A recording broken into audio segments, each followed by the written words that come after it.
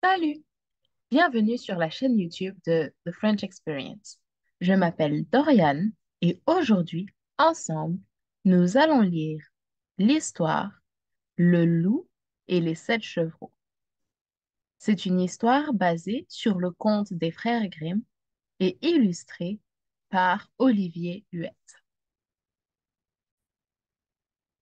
En écoutant le titre Le loup et les sept chevreaux, à ton avis, de quoi allons-nous parler?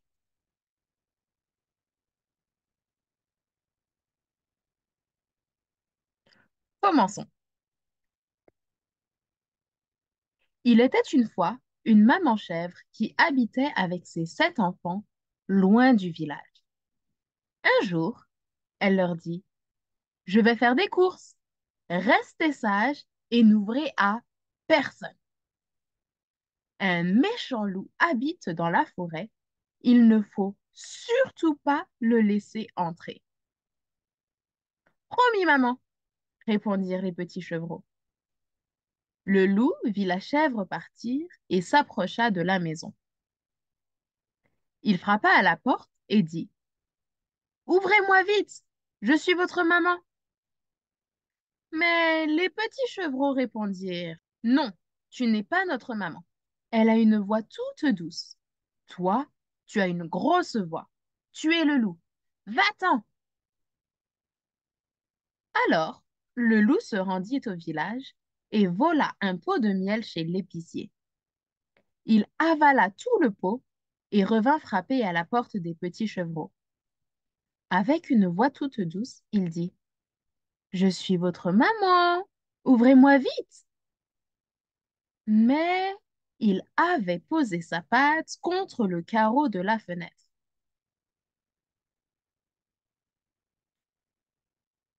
À ton avis, est-ce que les petits chevreaux vont ouvrir la porte au loup?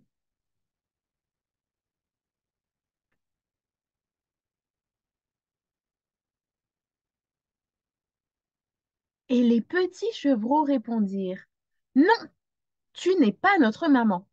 Notre maman a une jolie patte blanche. La tienne est toute noire. Tu es le loup. Va-t'en.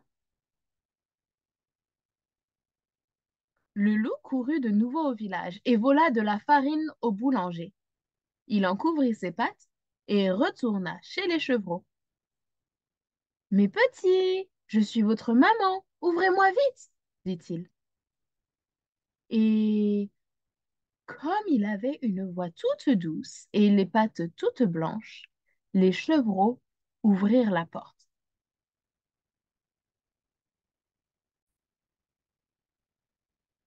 À ton avis, que va-t-il se passer ensuite?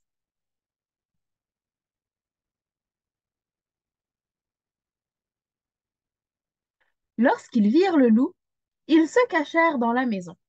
Le premier se cacha sous le lit, le deuxième sous la table, le troisième derrière les rideaux, le quatrième dans la grande horloge, le cinquième dans la baignoire, le sixième derrière la porte et le septième sous la commode.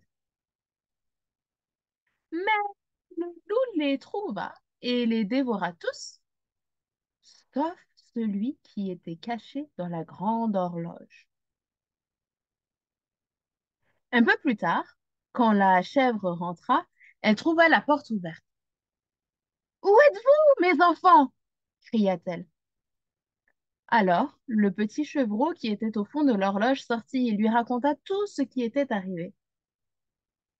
Ne t'en fais pas, répondit sa maman. J'ai vu le loup qui dormait près de la rivière. Apporte-moi du fil, des ciseaux, des...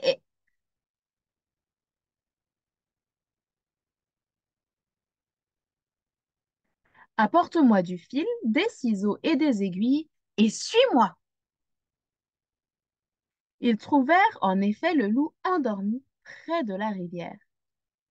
La chèvre ouvrit le ventre du loup et tous les petits chevreaux sortirent un à un. Leur maman leur dit, apportez-moi chacun une grosse pierre. Elle mit toutes les pierres dans le ventre du loup avant de le recoudre. Le loup dormait si profondément qu'il ne le sentit même pas. À son réveil, voulant voir, il se pencha au-dessus de la rivière. Mais comme les pierres étaient très lourdes, il tomba la tête la première dans l'eau et se noya. Et l'on n'entendit plus jamais parler de ce méchant loup-là.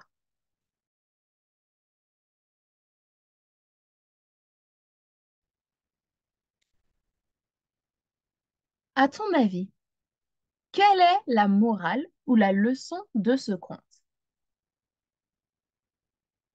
Et pourquoi est-ce que le loup fait semblant d'être l'un des 7 chevreaux? J'ai hâte de voir ta réponse dans les commentaires. Aussi, s'il y a des mots difficiles, n'hésite pas à les écrire et peut-être que d'autres personnes pourront t'aider à les comprendre.